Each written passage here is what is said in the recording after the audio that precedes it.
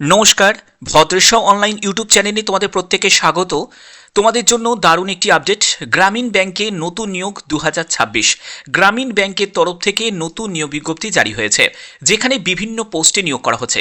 পোস্টগুলো কি কি? অ্যাটেন্ডার পোস্ট রয়েছে, যেখানে তোমাদের 10th পাস যোগ্যতা প্রয়োজন। ওয়াচম্যান কাম গার্ডেনার পোস্ট রয়েছে, সেখানেও তোমাদের সেই 10th পাস যোগ্যতা প্রয়োজন, অর্থাৎ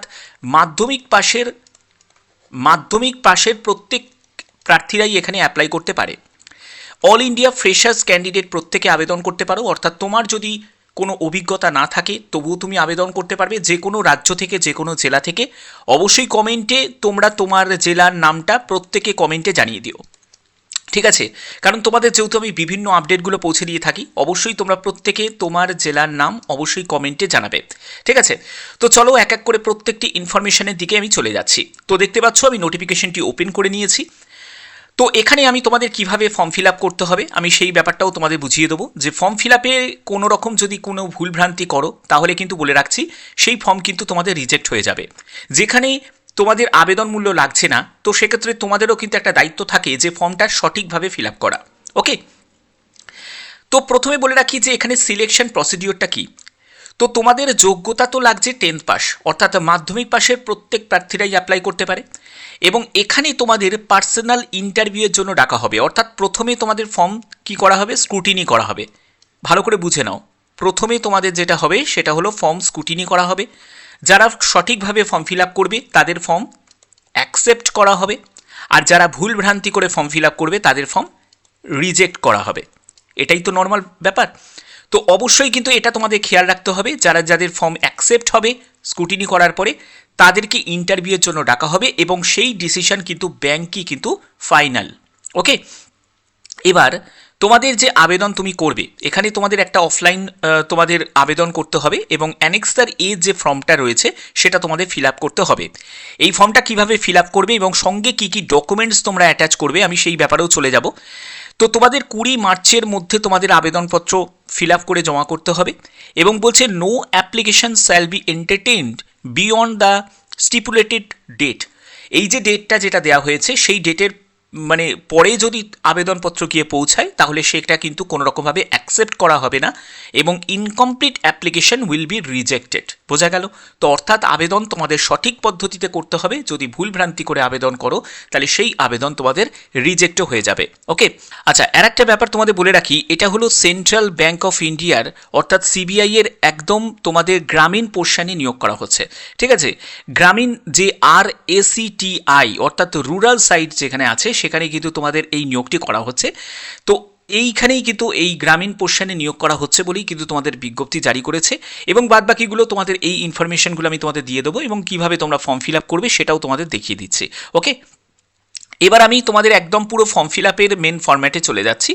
তো ফর্ম ফিল আপ করার জন্য তোমাদের এরকমই তোমরা দেখতে পাবে যে তোমাদের একটি এখানে একটি পাসপোর্ট সাইজ ছবি লাগানোর জন্য একটি জায়গা দেওয়া আছে, খালি জায়গা দেওয়া আছে। তো এখানে তোমাদের পাসপোর্ট সাইজের ছবিটা এখানে দিয়ে দিতে হবে, এবং এখানে যে তুমি যে আবেদন করছো সেই যে ওয়েবসাইটের যে ডেটটা, ঠিক আছে, এই ওয়েবসাইটের ডেটটা তোমরা ব্যাংকের একদম অফিসিয়াল পেজে ভিজিট করলেই তোমরা সেটা দেখতে পাবে, এবং সেই ডেটটাই তোমাদের এখানে মেনশন করতে হবে কোন পোস্টের জন্য অ্যাপ্লাই করছো। তুমি যদি ওয়াচম্যান পোস্টের জন্য অ্যাপ্লাই করো তাহলে সেটা তুমি লিখবে। তুমি যদি এখানে অ্যাটেন্ডার পোস্টের জন্য আবেদন করো তাহলে তুমি সেই অ্যাটেন্ডার পোস্টের নামটা এখানে লিখবে। ওকে, এবার হচ্ছে তোমার নাম সম্পূর্ণ ক্যাপিটালে লিখবে। ওকে, এরপরে তোমার অ্যাড্রেসের সম্পূর্ণ ডিটেলসটা তুমি দেবে, কোন ক্যাটাগরি থেকে বিলং করছো সেই ক্যাটাগরি লিখবে, অর্থাৎ তুমি যদি জেনারেল হয়ে থাকো তাহলে জেনারেল বলে সিম্পলি লিখে দেবে, তুমি যদি এসসি হয়ে থাকো তাহলে এসসি বলে লিখবে, এসটি হলে এসটি বলে লিখবে, ওবিসি হলে ওবিসি বলে লিখবে, ইডাব্লিউএস হলে ইডাব্লিউএস হলে লিখবে। তো এটা তোমাদের দিতে হবে। তুমি যদি পার্সন উইথ ডিসেবিলিটি অর্থাৎ ফিজিক্যাল হ্যান্ডিক্যাপ্ট হয়ে থাকো তাহলে তোমাকে এখানে ইয়েস করতে হবে। টাইপ অফ ডিসেবিলিটি সেটা মেনশন করতে হবে, আর যদি না হয়ে থাকো তাহলে এখানে নো বলে লিখে দেবে, ঠিক আছে? আর এগুলো লেখার তাহলে কোনো প্রয়োজন থাকছে না। ওকে, আর যদি তুমি ফিজিক্যাল হ্যান্ডিক্যাপ্ট হয়ে থাকো তাহলে অবশ্যই তোমাদের এইগুলো কিন্তু তোমাদের মেনশন করতে হবে।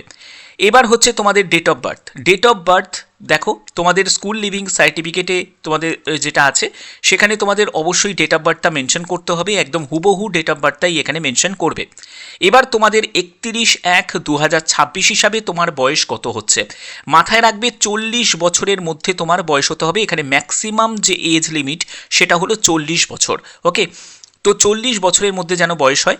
31/1/2026 হিসাবে তোমার বয়স কত হচ্ছে সেটা তোমাদের এখানে মেনশন করতে হবে। ওকে, এবার হচ্ছে যে এখানে বলছে details of non refundable application fee.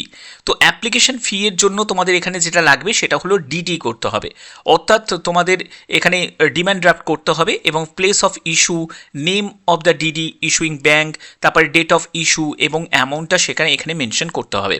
এবার হচ্ছে তোমার কন্ট্যাক্ট ডিটেলস, যেখানে তোমার মোবাইল নাম্বারটা এখানে লিখে দিতে পারো। এরপরে হচ্ছে তোমাদের এখানে মোবাইল নাম্বার, এই যে মোবাইল নাম্বার লেখার জায়গা রয়েছে, ল্যান্ডলাইন নাম্বার যদি থাকে সেটা মেনশন করতে পারো, নাহলে এই জায়গাটা ছেড়ে দেবে। ইমেল আইডিটা অবশ্যই দিতে হবে, তোমার জেন্ডার কি মেল না ফিমেল সেটা লিখবে, যদি মেল হয়ে থাকে মেল লিখবে, যদি ফিমেল হয়ে থাকে ফিমেল লিখবে। ওকে, এরপরে হচ্ছে ন্যাশনালিটি, অবশ্যই এখানে ইন্ডিয়ান লিখে দিতে হবে। এরপরে হচ্ছে রিলিজিয়ান, হিন্দু, মুসলিম না খ্রিস্টান, বৌদ্ধ কি আছে সেটা তোমাদের এখানে লিখতে হবে। ম্যারিটাল স্ট্যাটাসের ক্ষেত্রে তুমি ম্যারিড না আনম্যারিড সেটা মেনশন করবে। তোমার বাবার নাম এখানে লিখতে হবে, যদি বিবাহিত মহিলা হয়ে থাকো তাহলে হাজব্যান্ডের নামের জায়গায় টিক দেবে এবং তোমার হাজব্যান্ডের নাম লিখবে, আর যদি তুমি অবিবাহিত মহিলা হয়ে থাকো তাহলে অবশ্যই তোমাদের এখানে ফাদারের জায়গায় টিক দেবে এবং ফাদারের নাম লিখতে পারো। ঠিক আছে, এরপরে হচ্ছে পার্মানেন্ট অ্যাড্রেসের সম্পূর্ণ ডিটেলসের একটি জায়গা তোমাদের থাকবে। এবার তোমাদের বলে রাখি এখানে কোয়ালিফিকেশান। দেখো কোয়ালিফিকেশান নিয়ে তোমাদের একটা কনফিউশন তৈরি হতে পারে যে স্যার এখানে ডিটেলসে দিয়েছে বিএ, বিএসসি, বিকম, এমএসসি এরকম দেওয়া আছে, গ্র্যাজুয়েশন দেওয়া আছে, এটা কেন? দেখো তোমার যেহেতু গ্র্যাজুয়েশন যদি থাকে তবুও তুমি এখানে অ্যাপ্লাই করতে পারো, আর যদি তোমার গ্র্যাজুয়েশন না থাকে তাহলেও তুমি অ্যাপ্লাই করতে পারো। এখানে তোমাদের যদি গ্র্যাজুয়েশন না থাকে, তুমি যদি শুধু 10th পাস করে থাকো তাহলে তুমি এখানে তোমাদের এখানে কি লিখবে, এইখানে দেখো তোমাদের 10th পাস বলে তুমি এখানে লিখে দেবে, 10th পাস বলে লিখে দেবে। এবং দেখো আদার্স বলে যে অপশানটা আছে সেটাই তোমরা ফিল আপ করবে, এবং তোমার কোন বোর্ড থেকে পাস করেছো, ফুল টাইম না পার্ট টাইমে করেছো, কোন ইয়ারে পাস করেছো, কী কী সাবজেক্ট ছিল, সাবজেক্ট এখানে অল লিখে দিতে পারো বা ছোটো ছোটো করে কোডগুলোও দিতে পারো। তারপরে হচ্ছে মার্কস র্যাঙ্ক যদি তোমার থাকে তাহলে সেটাও তুমি এখানে মেনশন করতে পারো।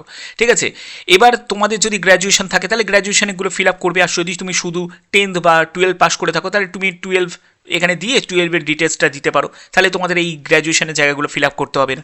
এরপরে প্রফেশনাল কোয়ালিফিকেশান যদি কিছু থাকে সেটাও তুমি মেনশন করতে পারো। কম্পিউটারে কোনো ডিপ্লোমা, ডিগ্রি সার্টিফিকেট যদি থাকে সেটাও তুমি মেনশন করতে পারো, অনেকের আছে কম্পিউটারের সার্টিফিকেট আছে, সেটাও তুমি এখানে মেনশন করতে পারো। বোঝা গেল? আচ্ছা, তো যদি তুমি শুধুমাত্র 10th বাট যদি তুমি শুধুমাত্র 12 যদি পাস করে থাকো তাহলে সেক্ষেত্রে তোমাদের 12-এর ডিটেলসটা এই আদার্স অপশানেই গিয়ে ফিল আপ করতে হবে। ঠিক আছে, আর যদি গ্র্যাজুয়েশন হয়ে থাকো তাহলে গ্র্যাজুয়েশনের ডিটেলসটা তোমরা ফিল আপ করে দেবে। ঠিক আছে, ওকে। আচ্ছা, এর পরবর্তী হচ্ছে যে তোমাদের যদি কোনো এক্সপিরিয়েন্সের কিছু থাকে তাহলে সেটাও কিন্তু এখানে তোমরা মেনশন করতে পারো। ওকে, এর পরবর্তী চলে গেলাম, যেখানে তোমাদের যদি না থাকে তাহলে কিন্তু এগুলো ফিল আপ করার কোনো প্রয়োজন এখানে থাকবে না। এর পরবর্তী হচ্ছে 15 নম্বর প্যারাতেও এগুলো কিন্তু যারা রিটায়ার্ড পার্সন তাদের জন্য, এটা তোমাদের জন্য নয়। এরপরে হচ্ছে যারা এমপ্লয়ি তাদের সেটা ডিটেলসটা ফিল আপ করার জন্য, এবং তোমাদের এখানে যদি কোনো এক্সপিরিয়েন্স থাকে ব্যাংকের আগের কাজের তাহলে তার ডিটেলসটা এখানে ফিল আপ করতে হবে। সিগনিফিকেন্ট অ্যাচিভমেন্টের যদি কিছু থাকে সেই অ্যাসাইনমেন্টগুলো এখানে তোমরা মেনশন করতে পারো। এর পরবর্তী হচ্ছে name and address of 2 references. তো যদি তুমি দুজন রেফারেন্সের নাম দাও তাহলে তার নাম এবং তার ডিটেলসটা তোমাদের 1-2 করে কিন্তু মেনশন করতে হবে। ওকে, ডিক্লারেশনের জায়গাটাও কিন্তু এখানে দেওয়া আছে, এবং এখানে তোমাকে ডেটটা মেনশন করবে এবং তোমাকে এখানে সই করতে হবে। সই করার পরে এখানে দেখতে পাচ্ছ সই করতে হবে, এবং তোমাকে এখানে প্লেস এবং ডেটটা মেনশন করতে হবে, এবং এনক্লোজার্স কী কী ডকুমেন্টস তুমি সঙ্গে অ্যাটাচ করছো সেগুলো কিন্তু তোমাদের এখানে দিতে হবে। ডকুমেন্টস হিসাবে যেগুলো লাগছে সেটা হচ্ছে তোমার এডুকেশন কোয়ালিফিকেশন অর্থাৎ 10th পাসের তোমাদের সার্টিফিকেট এবং মার্কশিট এগুলো কিন্তু তোমাদের লাগবে। তারপরে হচ্ছে তোমাদের ডেট অফ বার্থের সার্টিফিকেট বা 10th-এর অ্যাডমিট কার্ড যে কোনো একটি, তারপরে হচ্ছে আধার কার্ড বা প্যান কার্ড সেটা তোমাদের, বা ভোটার কার্ড সেটা তোমাদের হচ্ছে গভর্নমেন্ট আইডি প্রুফ হিসাবে তোমাদের লাগছে।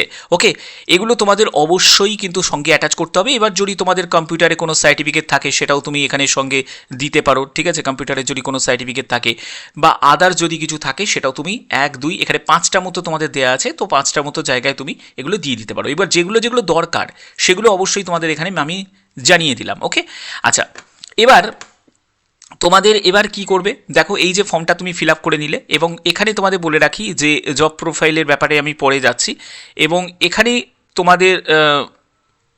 তোমাদের যেগুলো ব্যাপারে বলে দিয়েছে, ঠিক আছে, যে কন্ট্যাক্ট অ্যামাউন্টের কথা বলে দিয়েছে, এগুলো তোমাদের কেমন কি থাকবে, ঠিক আছে, পোস্ট অনুযায়ী সেগুলো কিন্তু এখানে মেনশন করাই আছে।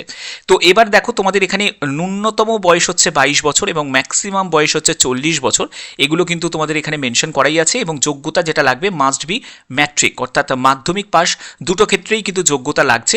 এবং এই যে নিয়োগ, এটা সেন্ট্রাল ব্যাঙ্ক অফ ইন্ডিয়ার তরফ থেকে এই নিয়োগটি করা হচ্ছে, ঠিক আছে? সেন্ট্রাল ব্যাঙ্কে যেরকম রুরাল সাইটে যে নিয়োগ করা হচ্ছে, rural self employment training institute, অর্থাৎ রুরাল সাইটে তোমাদের এই নিয়োগটি করা হচ্ছে। ওকে, এবং তোমাদের এই যে তোমাদের কোথায় আবেদন করতে হবে, আবেদনপত্র কোথায় পাঠাবে, সেই জায়গাটা তোমাদের দেখিয়ে দিচ্ছি। এই যে আবেদনপত্র পাঠানোর জন্য যে জায়গাটা রয়েছে সেটা হচ্ছে তোমাদের এখানে দেখো, এখানে বলছে যে there is no application fee prescribed, অর্থাৎ কোনো রকম তোমাদের আবেদন মূল্য কিন্তু লাগছে না, সেই জায়গাটা কিন্তু এখানে মেনশন করাই আছে। এবং তোমাদের এখানে বলে রাখি যে তোমাদের যে আবেদনপত্র কোথায় পাঠাবে, আবেদনপত্র পাঠানোর জন্য এই যে তোমাদের দেয়াই আছে যে regional manager central bank of India 7 civil lines Sagar MP, তো এইখানে কিন্তু তোমাদের পাঠাতে হবে, অর্থাৎ মধ্যপ্রদেশে তোমাদের পোস্টিং হবে। ওকে, এবার তোমরা এই ফর্মটা কোথায় পাবে? ফর্মটা পাওয়ার জন্য তোমাদের যেটা করতে হবে সেটা একদম অফিসিয়াল ওয়েবসাইট থেকেই তোমরা ফর্মটা পেয়ে যাবে। ফর্মটা পাওয়ার জন্য তোমাদের কি করবে সেটা আমি তোমাদের দেখিয়ে দিচ্ছি। দেখতে পাচ্ছ একদম অফিসিয়াল পেজে ভিজিট করেছি, কারেন্ট ভ্যাকেন্সি অপশানে আমি যখন ক্লিক করলাম তোমাদের এরকম একটি পেজ ওপেন হয়ে যাবে, যেখানে তোমরা দেখতে পাচ্ছ যে তোমাদের যে নিয়োগগুলো করা হচ্ছে, এবং সেইখানে তোমরা দেখো recruitment attender and watchman cum gardener, এই যে পোস্টে নিয়োগ করা হচ্ছে, এবং ক্লিক হিয়ার ফর ডিটেলস এই অপশানে তোমাদের ক্লিক করতে হবে। যখনই তোমরা ক্লিক করবে এখান থেকেই কিন্তু তোমরা নোটিফিকেশানটা পেয়ে যাবে, ঠিক আছে?